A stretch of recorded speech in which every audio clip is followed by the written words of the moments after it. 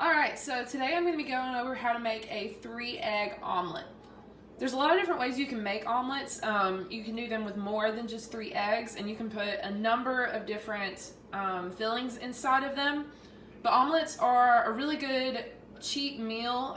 Eggs are pretty cheap, and vegetables aren't too expensive either, so it's a great breakfast for you to start your day off with. Today I'm going to be doing my eggs. I've got some spinach, some tomato, and some onion, and then some cheese. You could also add a protein. You could add ham or bacon, but I don't have any of that right now, so I'm just going to be doing these veggies for today. Alright, so the first thing you want to do after you chop up your vegetables is just to saute them up a little bit. So right now I've got all 3 of my vegetables in the pan with a little bit of oil, and I've got them on medium heat. This just kind of gets the vegetables cooking, gets your flavors going. That way the veggies aren't completely raw going into the eggs. This would also be the time if you're doing bacon or ham to kind of get that cooking as well. While your veggies are cooking, you can go ahead and crack your eggs into a bowl and then whisk them up. After I did that, I went ahead and added my salt and pepper, as you can see here. Just go ahead and have that ready for when it's time for them to go in the pan.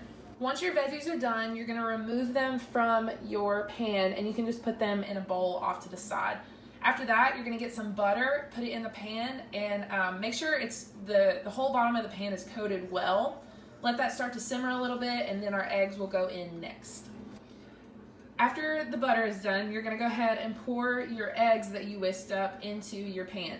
You want to make sure that your eggs are spread out evenly across the bottom of the pan and not bunched up in a corner or in one small little area. And you're going to let that just kind of sit for a minute, let it start to cook. As time goes on, you're going to start to see your omelet begin to cook around the edges first. As this happens, you want to take your spatula and just kind of gently run it around the edges, start to loosen the omelet up from the pan. The next thing you want to do is go ahead and place your veggies. So as you can see, I put my cheese and then my veggies down across the top third of my omelet. This is important to put the veggies and your fillings in this position so that when you flip your omelet, they stay in place and they're folded into the middle. I also saved a few of my veggies to put on the top as a garnish, but you do not have to do that if you wouldn't like. As your omelet continues to cook, after you've placed your ingredients, you need to take your spatula again and run it around the edges of your omelet. You're also going to want to start to go a little bit further than just the edges so that your omelet doesn't get stuck to the pan and you're able to flip it. Now it's time to fold your omelet. I did this off camera just because it was a little difficult to do with only one hand, but you want to flip the side with your veggies first, then you'll close up the other side after that. And that is it. So here's the finished product. Like I said, I decided to keep a few of my vegetables out to put on the top, but you don't have to do that if you don't want to. I also chose to pair my omelet with some toast, so you can do that if you would like as well.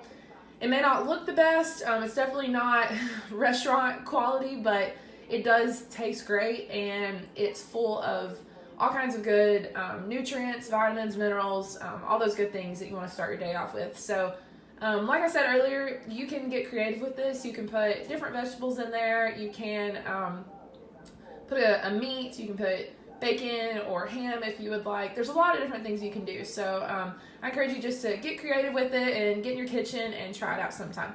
Enjoy!